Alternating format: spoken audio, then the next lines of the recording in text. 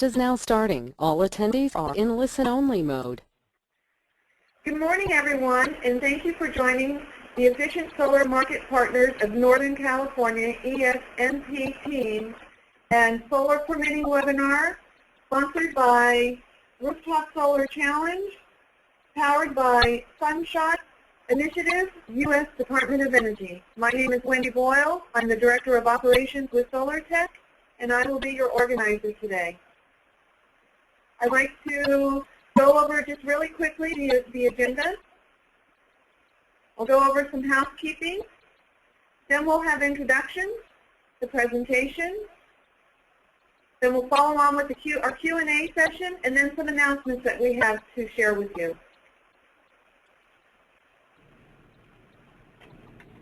Just a few little housekeeping and logistic rules. All audience are in listen mode only.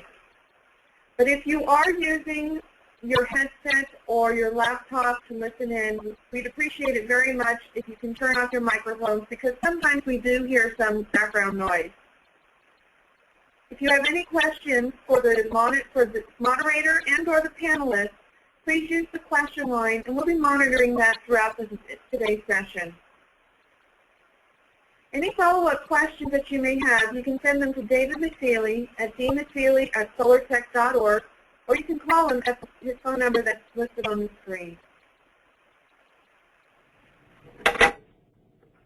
Sorry, folks, we're having just a little bit of difficulties moving forward. Now, I'd like to introduce you to your moderator, David McFeely with SolarTech, who is the Director of Grants and Industry Solutions. Good morning, David, and thank you for joining us today. Thank you, Wendy. Good morning, and good morning to everybody online today. This is David McFeely with SolarTech. I'll be your moderator today. I'm the Director of Grants and Industry Solutions. And joining me today is Carla Din, the Director of East Bay Green Corridor, and her associate, Nabil Kazarani, the program project analyst, also with East Bay Green Corridor, to talk about the permitting works and efforts that they're doing in the East Bay to streamline permitting. But before we get started, let me go through a couple of things with regards to who SolarTech is and what this webinar is all about. So first of all, I will do some introductions here. I will talk about the Rooftop Solar Challenge that we're a part of, and then I will turn the microphone over to Carla and Nabil to talk about their work and efforts in the East Bay, the San Francisco Bay Area. And then we will wrap up with a Q&A session and some short announcements at the end, as Wendy mentioned earlier. So before we get started, let's talk a minute about who SolarTech is. If you haven't heard of us before, we are an industry trade association. We focus on 6 different initiatives, permitting being the one that we're going to talk about today, but we also look at performance issues, finance best practices, installation best practices,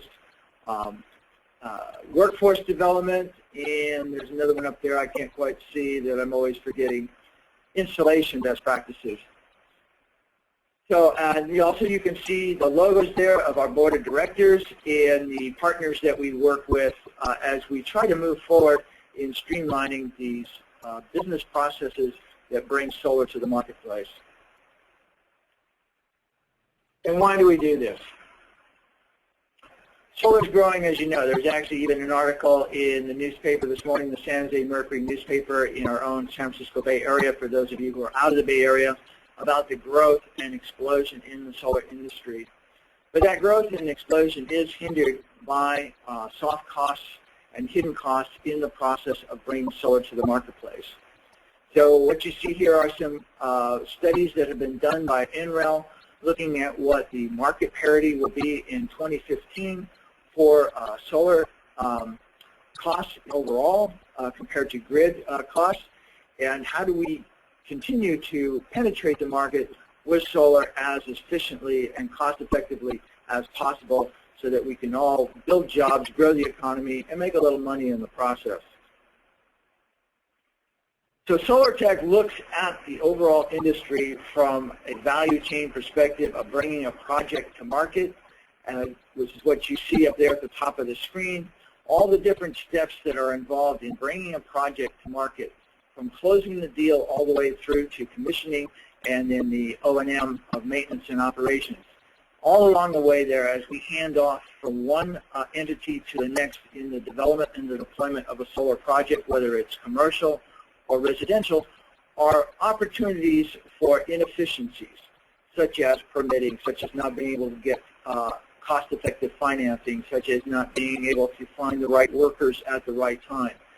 So SolarTech is focused on streamlining those processes and practices, try to grow the market 3x faster than what it currently is, and to ensure that the hidden soft costs are not an impediment and a barrier to the overall cost of a solar system as the module prices and other hard costs continue to drop and plummet. Helping us get that expanded, that message in those tools and best practices that we developed on a national scale is our Solar 3.0 program, which is another grant-funded program from the Department of Energy powered by the Sunshot program.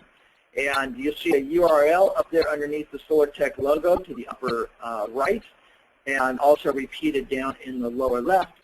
We are focused on the top 100 cities across the nation in bringing this message to those cities of permitting, streamlined permitting, installer training, inspector training developed by UL and IAEI, working in conjunction with all of our partners, IREC as well, and NABCEP, to bring best practices and training to the market nationally. So stay tuned and watch that URL, solar30.org, for announcements coming in your area about upcoming roadshow events and trainings. Moving more specifically to the topic of today, which is the Rooftop Solar Challenge, which is another DOE grant that SolarTech was fortunate enough to be able to secure this year, along with 22 other communities and partners around the nation that you see up here on this national map. We are handling the Northern California area, and we are partnered with the Solar Sonoma County, the City and County of San Francisco, and East Bay Green Corridor, who is our guest speaker today, as well as Clean Coalition, to focus on financing best practices in a regional area, and as well as installation best practices and permitting and interconnection, and then deploy those nationally as appropriate. So on this slide here, which just transitioned for you, you will see my whole team. Again, myself, David McFeely, at the top of the screen there, I'm the Director of Grants and Industry Solutions and the Project Manager for SolarTech's Rooftop Challenge team, which we call the Efficient Solar Market Partners of Northern California. And you'll also see Danielle Murray of the San Francisco Department of Environment, one of our proud partners, Allison Healy of Solar Sonoma County, Carla Dim, which will be speaking shortly, and Ted Coe of the Clean Coalition, focusing on interconnection. And then more specifically, again, what we're focused on with our deployment of what we're calling the Efficient Solar Market Partners of Northern California for this Rooftop Challenge program is better financing options, easier customer acquisition, and then permitting, inspection, and interconnection best practices. And that's a great segue into my two guest speakers today, who will talk about shining a blind spot on permitting, shining a light on permitting blind spots, from Carla Din, Director of the East Bay Green Corridor, and Nabil Khazarani, Project Analyst also with the East Bay Green Corridor. So Carla and Nabil, if you're ready, I'm ready to pass the baton over to you and let you take off. Great. Thanks so much, David. And hello, everybody. Thanks so much for joining us today. Before I get into the meat of the matter, or for those vegetarians out there like myself, the soy meat of the matter, I wanted to give you a bit of background on the East Bay Green Corridor, who we are, and why we got involved in solar permitting. Next, please. Next slide, please. Thank you. The East Bay Green Corridor was established in late 2007, then by the four mayors of Oakland, Emeryville, Richmond, and Berkeley, and the director of the Lawrence Berkeley Lab, who is now DOE Energy Secretary Steve Chu, as well as UC Berkeley Chancellor Robert Bergeneau. And the principals wanted to leverage the incredible assets the region has to offer to build a thriving clean energy economy. Since then, we've added 5 additional cities: Hayward, San Leandro, Alameda, Albany, and El Cerrito, Cal State East Bay, as well as the Proctor Community Colleges. We have one local municipal utility, Alameda Municipal Power, and the other 8 cities are part of the investor-owned utility, Pacific Gas and Electric. And our cities comprise about 953,000 residents. Next. In late 2010, the principals determined that they should develop a regional standardized solar permitting process. And I feel like we're pioneers in this effort. This did precede the Sunshot Initiative, and I think that the principals were very forward-thinking in terms of looking at the potential benefits that this could bring to the region. It also was the result of some green business roundtables where we heard loudly and clearly from the solar industry that standardization was key to helping their businesses succeed in the region. Next. Here are some of the benefits that we identified as potentially resulting from a streamlined permitting process. We heard from industry that this would remove barriers that they face having to deal with different permitting processes in each city, reduce costs, help drive the market, bring scale. Obviously, we want to build the economy, which means developing high-quality jobs and putting our trained workforces to work. All of our cities have climate action goals, and this could contribute to those. And we would like to serve as a replicable model that can be used as an example, not only in the rest of the state, but also in the rest of the country. As you all know, it's a hard time for everybody, not just for local governments, but we have seen incredible hits within our cities. One example is one city that lost 50% of its permitting staff. Inspectors of solar permitting installations are having to cover different function areas, for instance, plumbing inspectors inspecting the solar installations. Jurisdictions cannot bypass this process. They are held to state codes, as you all know, have to uphold self-safety and health issues. And initially when we approached our cities, they wondered, well, why solar permitting only? You know, they deal with multiple types of permits, and why should solar be given special attention? Next slide. The way we embarked on this was through a multi-step process. As you can see, the initial step was just discovery. First, we researched other permitting processes in the country, took an inventory of what exists out there currently within each individual city, and the bill will get into the details of that in a minute. We brought in different players from decision makers. I mentioned the mayors and then their staff, economic development directors, AHJs, permitting officials, planning officials, as well as sustainability coordinators and industry leaders. We did hold industry convening where we got enthusiastic buy-in in terms of moving forward with developing this process. We also have drawn from multiple types of resources, from monetary resources through the Department of Energy Sunshot Initiative, of which we're very grateful, as well as working closely with the Governor's Office of Planning and Research, and the office just released its solar permitting guidelines, as well as the local members of the Green Quarter, which have contributed time and energy and resources towards this effort. The next step was looking at what are the key areas of consistency that we can all agree on possibly implementing in our own cities. I think what's important to keep in mind is that every city acts independently, and it's really natural for them to have different types of permitting processes. So we're not starting from a blank slate. We're starting from actual processes and having to transition those to a standardized one, which takes quite a bit of effort, especially in these difficult budget years. And reaching consensus. This will not only include the city representatives, but also industry, and that's the next step that we'll be moving towards. Guidelines, after meeting with industry, getting their input, we hope to develop a set that all parties, stakeholders will be happy with. And then will become the process of adoption within our cities. Some of the cities may require a different process, whether it's administrative or going through their city councils.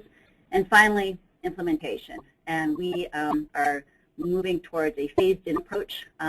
Because resources are limited, we are going to look at attacking the low-hanging fruit first and then progressing as those resources become available.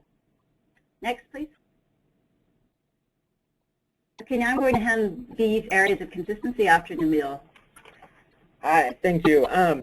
So to begin with, key areas of consistency, I just want to reiterate that kind of brings to notion inconsistency, which I like us to think about it more as diversity, because diversity is kind of natural when you have a whole bunch of different jurisdictions, right? We have the small, we have the large, and this the differentiation from all of these different areas is a result of being adaptable. But also, if you look at it on a broader scale with contractors, this inconsistency can lead to insecure installers who are uncertain whether they're going to be providing sufficient information, and that can lead to kickbacks. So AHJs are collaborating now on a regional level to mitigate these inconsistencies. And so some of these components attribute to a standardized process. So obviously, code interpretation as is possible to have little variation across HJs throughout the region. But it's also important to create a steady flow of communication between the contractor community and HJs. So that means providing online communication or over the phone communication with HJs. Also that the materials can be submitted online. Although in terms of the materials, the application across the different jurisdictions, it's the same information that's expected from all the different areas. So it's not needed to be changed or anything like that. But we have found that there's a common need for one submittal package.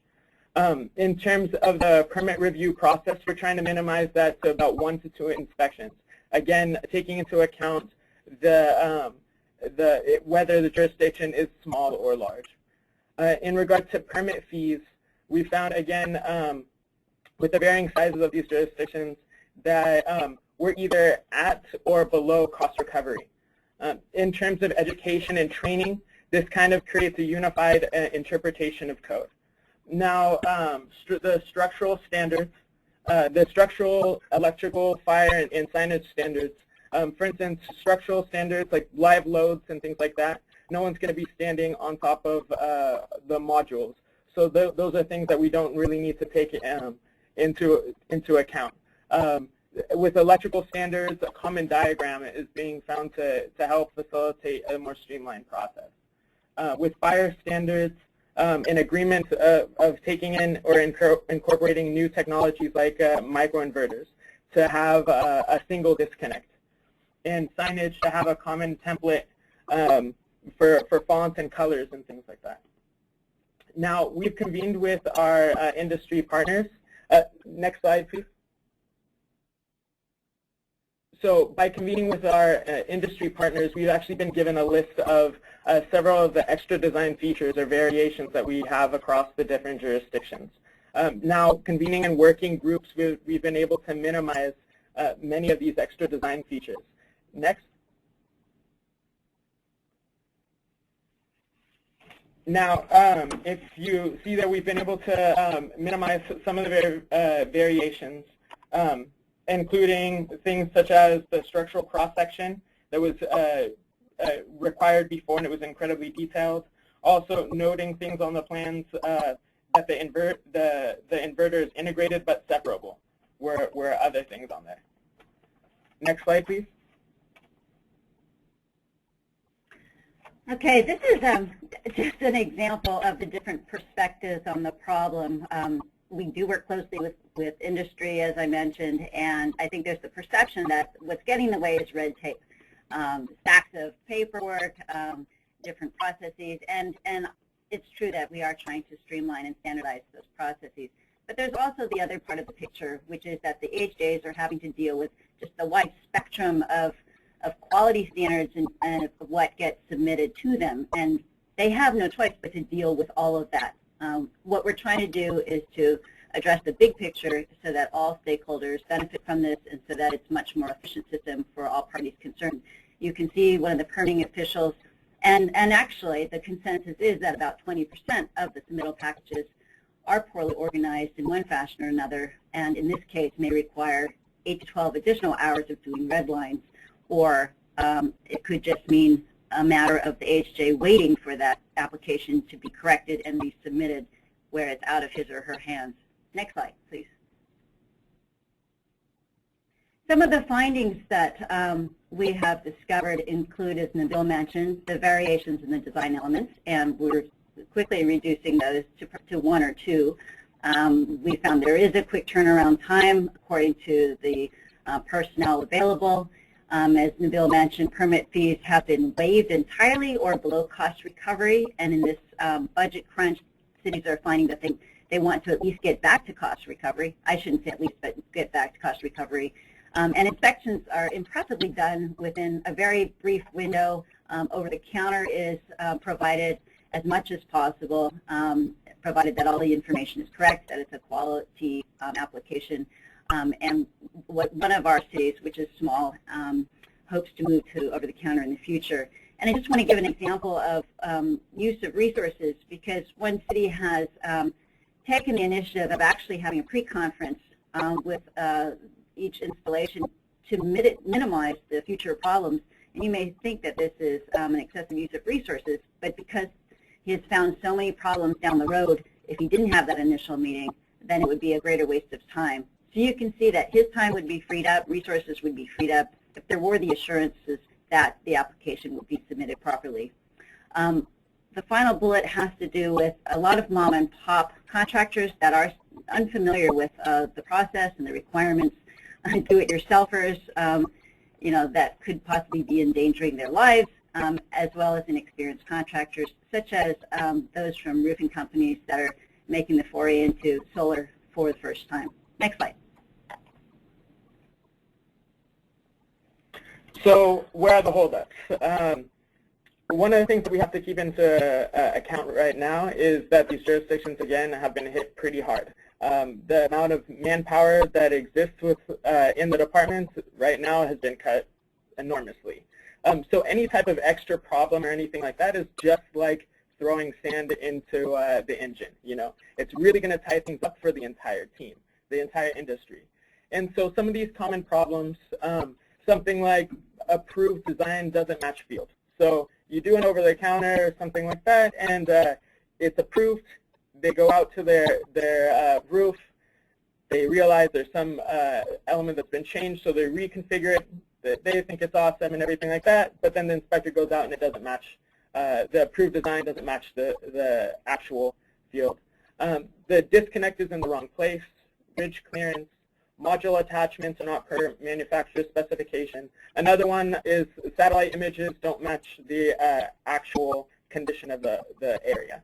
So you do a satellite image, you map out the system, all of a sudden you've never actually visited the site, so trees have grown or there's a new skylight in place, and now they've had to just redo the whole system. So again, these are things that can tie up the time. Poor signage, which has been an issue. Do-it-yourself projects are substandard. We remember that in our area we have the Lawrence Berkeley Lab. Lots of people like to go at it themselves. Poorly organized submittal packages have been one of the biggest shortcomings. Assumptions about site conditions are inaccurate. Again, coming back to the satellite images is a good example of that. And contractors don't follow guidelines. Next slide.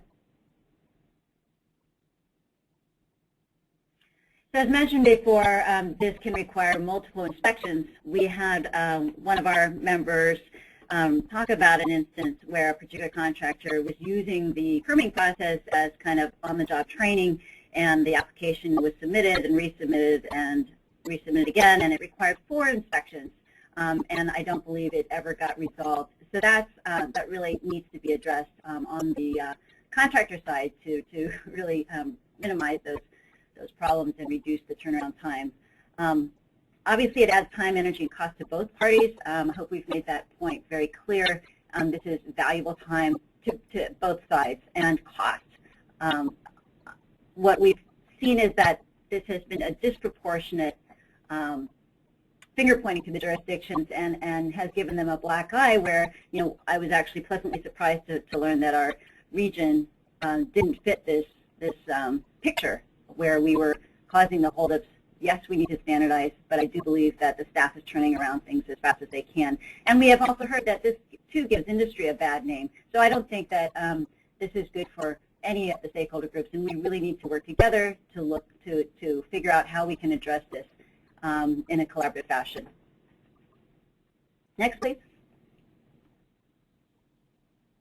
What we've come up with is a set of recommendations for both government and industry that we hope will really alleviate some of these holdups and lead to a very streamlined cooperative process.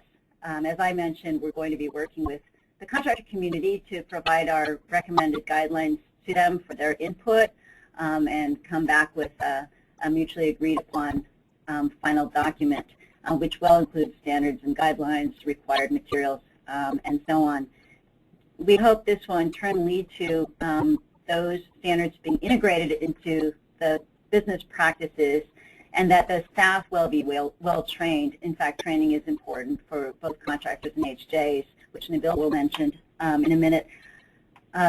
This is not inexpensive to execute. The costs are quite significant. If you look at going electronic, that can lead to millions of dollars of funding required. So this cannot happen overnight. We're going to be looking at low-hanging fruit, getting that checklist online, having an application online, and the next steps would be things like submitting online electronic signatures, electronic payments, and so on. And I threw in peer pressure just because I think that everybody needs to realize that, where applications are submitted that are low quality, it really does give the perception that it's all of one party. So I think we really need to raise the bar for everybody and all hands on deck. And let's see how we can work together to make this succeed. I think this is the only way we can reach the Sunshot Initiative goals of reducing the time and resources involved. And as Nabil mentioned, the design elements, I think we've already addressed that quite easily, in fact. On the HJ side? Along with the... previous slide, thanks. So training for contractors and AHJs. Obviously, we were talking about this diversity before, all this variation across the jurisdictions, just because of the natural circumstance of having varying sizes and circumstances and such. But again, when you have that variation, if you could think of it as just all of us speaking different languages, that can become very difficult. If I'm trying to speak to my friend who's speaking German and I speak French. So training kind of helps create a unified language for contractors and HJs. There's for instance, some, again, HJs have been hit pretty hard economically. Some are doing multiple tasks. Some have a plumbing background but are now doing checking electrical diagrams. Providing training to help facilitate that type of inspection or plan checking can greatly speed up the process. Likewise, training provided to the contractor community and really getting these two parties together in a single room can help create that common language. Yes, we have an organized submittal package. These are common problems, and prepare the AHJs to to expedite their process. Next. So in closing, we wanted to leave with the notion of collaboration, not only with our contract community, but also in terms of other regional collaborations and partnerships that are also Department of Energy Sunshot grantees. The Green Corridor is working closely with two others in different counties to see whether we can come up with an even larger region for a similar expedited permitting process. Right now, we're working with Solar Sonoma County as well as a group in Contra Costa County, which covers or will cover about a 30 AHJ region. And we're looking at also providing uniform training, looking at the issue of streamlining for interconnection as well. That's definitely the third stool of this picture. And can we create the same thing for a commercial solar permitting process? We're sharing best practices, and one of those is in terms of implementation. How are we working with our HJs to get to the point where we all want to go? And the data collection is going to be absolutely instrumental after this has been in place for a year or two, collecting the data, looking at whether or not this effort has led to a reduced time frame. And then from there, scaling up. I think right now we have great potential to spread this to a 9-county region in Northern California, and we hope to do so. Next slide. So both Nabil and I very much appreciate your attention to this issue. We hope it's been informative, and we welcome your questions. Thank you. David? Well, thank you, Carla and Nabil. That was very informative and hopefully of value to our audience. And hopefully our audience now is maybe entering some questions into the chat line. But before I take any of the audience questions, I have a few questions of my own. So this sort of begins the Q&A discussion portion of our presentation today. So Carla and Nabil, if you're ready, I've got a couple things I'd like to start off the discussion with. So first of all, I'm sure there are costs associated with the standardization, such as software. Can you lay out some of those items and what they are and what the costs might be? Sure, thanks, David. We have surveyed our cities about that question, and it really is quite a range. One of the cities estimated about $300,000 to create a standardized permitting system completely. That includes such costs as software configuration and implementation. That's about $115,000. Transferring legacy data is another $15,000. There's mobile devices for inspectors, another $10,000. Training at $15,000. Technical assistance and maintenance at $20,000. So as you can see, it's a very expensive effort. Other cities have different figures just to achieve online permitting, including submittals and payment, for instance, for one particular city is about $60,000. So as you might imagine in this fiscal crisis, I think there's a lot of competition for resources, and we really do need the help of all stakeholder groups to really support our efforts to bring more resources to this effort. For instance, Congress is going to be taking up whether or not to reallocate year 3 of the Sunshot Initiative, and everyone's support is needed there. And on the training comments that you and Nabil have made several times, this might be a good opportunity to talk about. You're also involved in the Solar 3.0 program, which will be rolling out the PVOT, the online training developed by UL and the Interstate Renewable Energy Council. I wonder if you might want to comment on that a bit, either Carla or Nabil. David, I'm not really sure what you're asking. We are working with other partners such as Solar Sonoma County that does put on training programs, such as there was a recent one on microinverters. There's been some on inspections. Is that the type of thing you had in mind? Well, there's a lot of support coming down from a national level that we will be able to pioneer at a regional level to support some of these training needs that you and Nabil have outlined. And as part of the Solar 3.0 program, we'll be able to roll that out in the East Bay and Solar Sonoma County in the very near future to help inspectors as well as installers get a better handle on what some of the issues and the code changes are with regards to solar PV. Right, and in California, the state is quite active in terms of integrating code updates pertaining to solar in the next round. I also want to mention that what we hope to do is to work with our community to train them specifically on what our guidelines are so that everybody understands. The HJs, the contractor community, since there has been that buy-in or will be that buy-in up front, I think once we all have that common understanding, then we really will not expect to see so many problems, and there will be that commitment all around. And on the topic of buy-in, I believe there are 9 jurisdictions within the East Bay Green Corridor. And how do you bring everybody together and convene them to be able to collaborate and solve a common goal across the whole industry? Thanks, David. One of the things that we've been doing that we've found successful is to convene in working groups. So we've been getting all of our jurisdictions together to talk about these common issues, develop key areas of consistency, and kind of work together to draft the submittal packages and start to formulate an expedited permitted process. We also invite industry partners to give input, and soon we'll be convening with our contractor community as well. And we should mention the need to bring in interconnection. We're working with our local utility on that front, Alameda Municipal Power, and we're seeing a lot of parallels in terms of the issues involved in streamlining.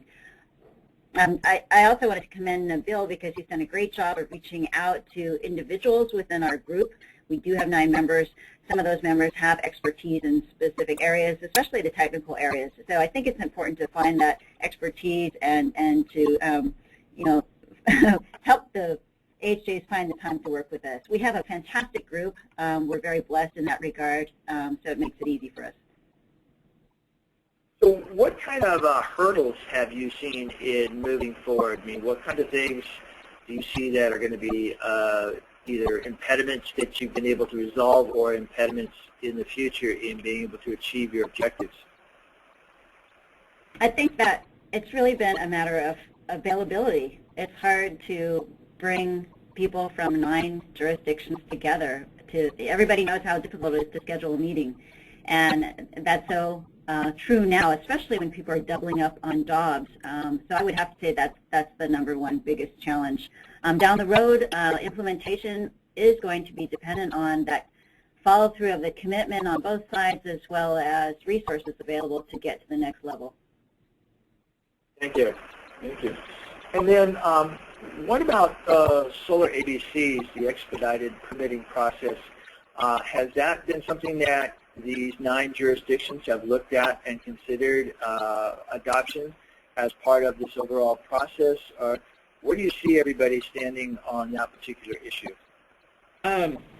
So as stated before, we did take a look at several different expedited processes. One of the nice things that we've seen, because we've been also collaborating on a regional level, is that the basis of what the solar ABCs is or tries to do is create this basic solar scenario, which is kind of, it captures the common scenario, the common system, that 10 kilowatt system that's on this perfect roof and really doesn't need much thought to go through. So essentially what we've been doing, it's an 80% of these projects kind of fall into that. And so I can pretty much speak for all of the different, all of our collaborators that we're looking to capitalize on this 80% and create that expedited permit based off of that. What is this scenario, this prescriptive process? Thank you. Thank you. I want to return to the topic of cost recovery. You mentioned it several times in your presentation, and it's usually kind of a hot topic is, what is the permitting fee versus what we're talking about today is what is the underlying hidden cost that everybody's incurring going back and forth and reviewing and re-reviewing and re-inspections and, and whether it's too much paperwork or not enough paperwork, some of the work that was done last year by Sunrun indicated that the hidden soft costs were over 50 cents a watt, which is significantly over $1,000 for a typical 5,000 watt residential system.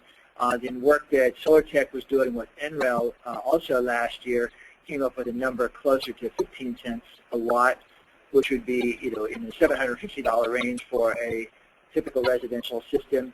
So obviously the hidden costs are significantly more than what a typical permit fee might be in the $200–300 range.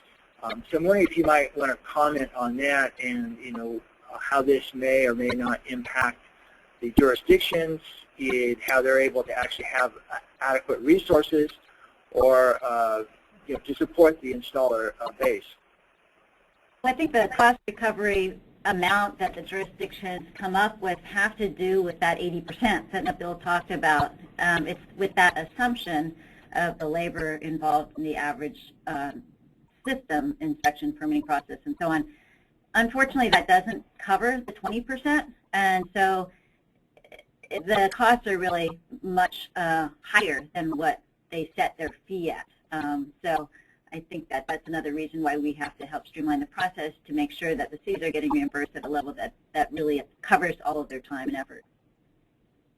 So it becomes a net benefit to all parties involved to streamline. And then also I'm wondering if you would comment that when we're talking about streamlining, we're not talking about shortchanging safety or any other code requirements that cities are obligated to enforce. And I know you mentioned that earlier in your presentation. I wonder if you might want to go into a little bit more detail right now.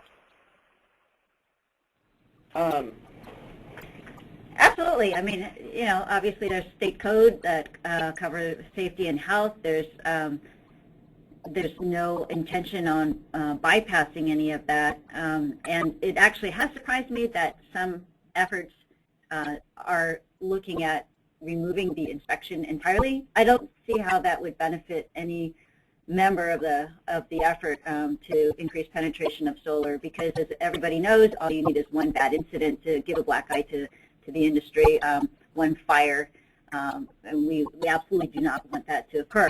I think Wade Crawford said it best. He's the director over at the Office of Planning and Research. He said, "Don't throw the baby out with the water." And I think that's what we're trying to do right here, is not to uphold the safety standards while creating this standardized process, which is just, if you think of it in these terms, standardization is just trying to create a common language, right? You go in, you know what you're going to expect. The expediting is one of the fruits of this as well, but then it makes the whole process a lot quicker. Very well stated. Thank you. I think SolarTech is definitely a supporter of, we want streamlining, but we also want to maintain safety, because as you said, Carla, it only takes one bad fire or accident to give the whole industry a black eye and set us back, several quarters, months, decades, whatever it turns out to be. You also talked a little bit about online permitting. I'm wondering if you could go into a little bit more detail about some of the other investigative efforts that you've done with what kind of online permitting tools might be out there, and what a time frame might be to finally move this into an online world, like so many of the other things that we enjoy in our daily life that we can just go to the internet and log on and find out information about. Sure, there are, as you know, a lot of technological innovations in solar, and that doesn't stop at the software level in terms of permitting software. And we have been introduced to some pretty exciting electronic software. In this case, it's from a young company called ePlanCheck, and they do have a pretty exciting applications for permitting that could help, for instance, with things like simultaneous departments making comments at the same time, being able to track the most recent versions, ensuring that the versions from the plan check side is the same one as the inspector in the field. Having that ability, the interactive ability to work with a permit. We're looking for pilot sites for that and other software applications. We also know that some cities are moving to a much larger transition of going electronic with their entire permitting department, and there are about 60 companies out there that handle that level. There's actually an approach that incorporates both of those modules. It's called eFacilis, and I'm not speaking to promote any one in particular, but these are ones that I'm familiar with. Okay, thank you. This is the point in the program where I'm kind of getting a high sign from Wendy here that we have a lot of online questions on our chat line. So I'm going to turn the microphone over, so to speak, to Wendy Boyle, Director of Operations at SolarTech, to read off some of the online chat questions, and either you, Nabil, or Carla can take them as you see them. Great, thank you, David. And we'll try to address all the questions that have come in, time permitting, no pun intended, for those of you who have been patiently waiting to ask your questions. So the question is, Carla, this is probably for you or either Nabil, as David had mentioned. Is there a standardized ordinance that the member cities of the Green Corridor use or are developing from the perspective of a planning department? This particular individual says that they are considering developing and adopting a broad scope renewable energy ordinance that could benefit from these principles. So is there anything in the works in the Green Corridor along these lines? We don't believe that we will need an ordinance. We don't anticipate any code changes. this transition may actually not have to go through City Council, or it may for some cities. It depends on their requirements. But I do know that there are efforts underway. I think that Solar City is one company that was considering designing an ordinance, but at this point we don't believe it's required for us. The next question that has come in, and bear with me for a moment because my mouse is acting up.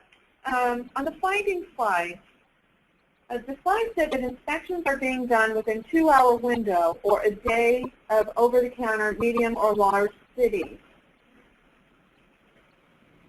This seems to be addressing both field inspections and approval of the permit package. Could you provide, a little bit more clarification on what does that actually mean? Yeah, sorry, I think there was a little bit of running maybe on those two items. Over-the-counter is executed for some cities, but that will still require an inspection, and we've found that inspections occur either day of or within a 24-hour window. Okay, great. Thank you.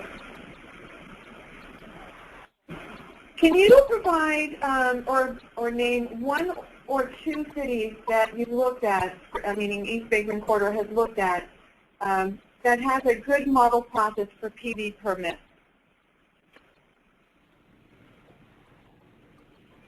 I'm sorry, what kind of model, Wendy? A good model for PV permits. What is a good example? We don't like to play favorites. What we're doing is we're taking the strengths of a number of them and putting, combining them into one. I know that I'm sidestepping the answer, but really I think, for instance, Berkeley has a process where they've developed conditions of approval since they've, after gaining some experience in solar, they learned what the most common problems are that they face when certain applications are submitted. So they developed an 11 by 14 sheet that includes about 8 different problem areas. They check it off and return it with the expectation that that problem will be resolved and get resubmitted according to the specifications on that sheet. There are other cities that are a little bit more advanced in terms of online information, so we're looking to those. It really does vary across the board, but again, it's going to be a combined approach. And the other thing to take into account is just, again, the size of the jurisdiction. Something that's going to work out for a very small area might not work for a very large one, or vice versa. Right. For instance, the smaller city may not have the staffing at the counter all the time to provide the over-the-counter services. Got it. Thank you very much. More in lines of the permitting fees, and more specifically when you had mentioned a few times of for submittal packages and so forth.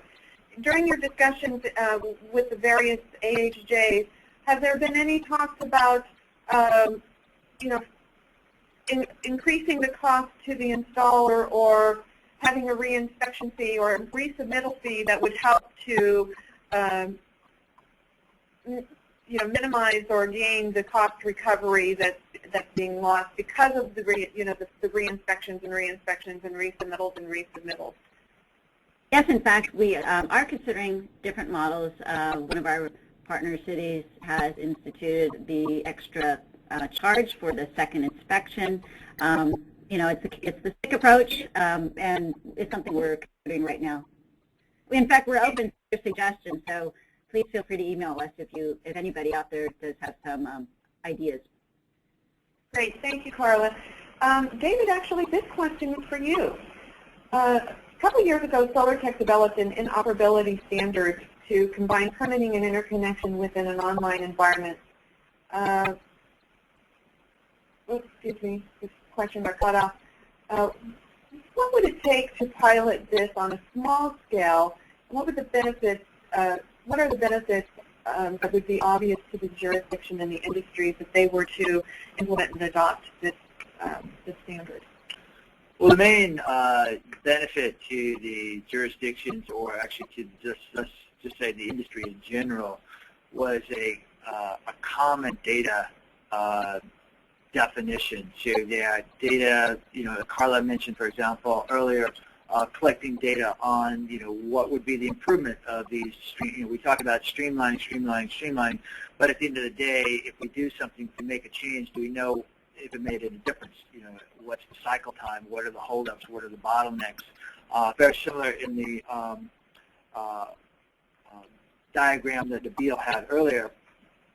So the main thing was to be able to look at the different timestamps along the way and collect that data, as well as having a streamlined interface on the front end to assist the installer in permitting submittal. We're so used to going to Amazon.com and ordering a book, and then you go to Barnes & Noble, and their website is almost identical to Amazon.com. You don't have to relearn a new website. Everything is all fairly streamlined and straightforward and almost, idiot-proof. So, that was our hope to be able to do with that. Now, what would it take? We're still looking for vendors or partners who might be able to pilot something like that. As you can probably imagine, these things don't come cheap, and so it did take several $100,000 to be able to put together a pilot and to be able to work with a couple of software companies out there to start the deployment and the adoption. The idea at the end of the day was that we didn't want to control the industry. We wanted just to create a standard that allowed different software players in the industry to participate in the industry, to sell their services, sell their technology to the jurisdictions, but at the end of the day be able to download that data and take a look at it and cross-correlate with other jurisdictions, cities, and operations across the nation. So that's kind of where that was our vision, and that's where we are today. Great. Thank you, David. And actually, the last question that I see from the audience is for me, and I'm sure all of you are wondering if the presentation and a copy of this, and is this session being recorded, will be made available. Yes, we are recording this session, and yes, a copy of the presentation and the recording will be made available sometime soon after this session. What SolarTech normally does is we will review the recording to make sure that the quality of the audio is good. If it's not good, then unfortunately we will not post it or send it out. And most people, those who would like a copy of the recording, can get in touch with me directly, Wendy Boyle, Director of Operations with SolarTech. My email address is wboyle@solartech.org. And what we'll also do is we'll take the Q&A that we've addressed today, we'll include that in the presentation, and we'll send it out to everyone who has attended, as well as everyone who registered and was unable to attend due to various scheduled conflicts and so forth. So that will be made available to everyone. Okay. And with that, David, I'm going to pass it back over to you. Thank you. I have just one more question before we close off today, Carla and Nabil. We've talked about a lot of different things and a lot of different activities. I'm wondering if you can give the audience a framework of what is the timeline, what is the schedule that we're looking at here. At the end of the conversation, when will all of this become real? What are your thoughts on that? Sure. The Green Quarter is on the path to finalizing our guidelines this summer. As I mentioned, we're going to have a convening with our industry partners, followed by an adoption period within the cities, and then we hope to begin implementation by the end of the year. Great, great. Well, I think we just have just a few minutes left here. Again, I want to thank everybody who is on the call today for taking time out to hear from the East Bay Green Corridor and the great work that they're doing to streamline permitting. Again, you can see the contact information on the screen here for Carla Din, Director, East Bay Green Corridor, and Nabil Kazarani, the Program Analyst, also with East Bay Green Corridor, our honored guest speakers today on streamlining permitting in the East Bay Green Corridor. So just to kind of wrap up a few announcements, and then we will let you all go back to your other day jobs. This is part of a webinar series that we are conducting as part of our Rooftop Solar Challenge grant. We have another one coming up on August 8th, which will be an update from the San Francisco Department of Environment. They've been doing some great work. They're a partner of ours along with Solar Sonoma County and East Bay Green Corridor. We'll also get an update from Clean Coalition on August 22nd. They're working more on the interconnection side, developing recommended best practices for interconnection and what they're calling a Rule 21 Lite, applicable for munis and other small utility operations.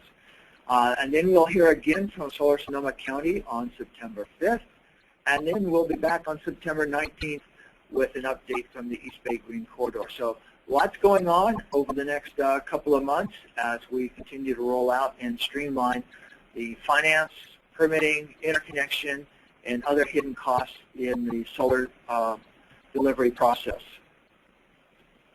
Again, as we mentioned at the top of the hour, this is due in part to a grant from the Department of Energy, Sunshot Program, and we're very appreciative to the leadership and wisdom of the Department of Energy in putting forth these grants to allow organizations such as SolarTech to be able to serve the industry better.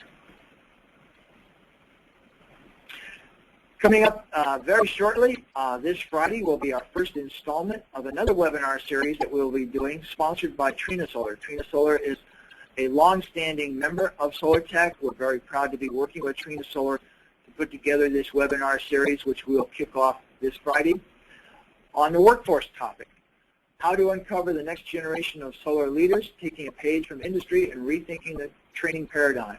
So this will be presented Friday at 9:30 Pacific time. I hope to see you all down there. And you can see the URL at the bottom if you'd like to register for this event.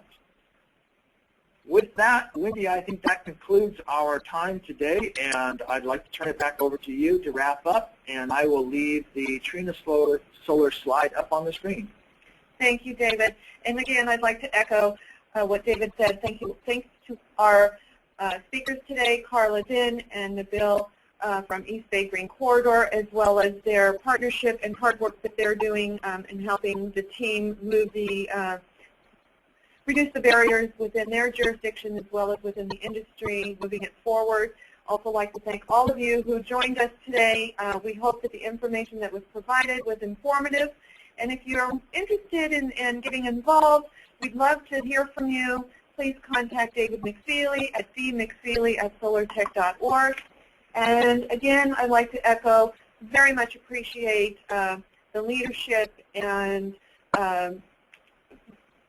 honor that the U.S. Department of Energy Sunshot Initiative has bestowed on SolarTech in awarding us this grant so we can move forward in helping the industry. Wish you all a great day, and that concludes our session. Thank you. Thank you, everybody. Bye-bye.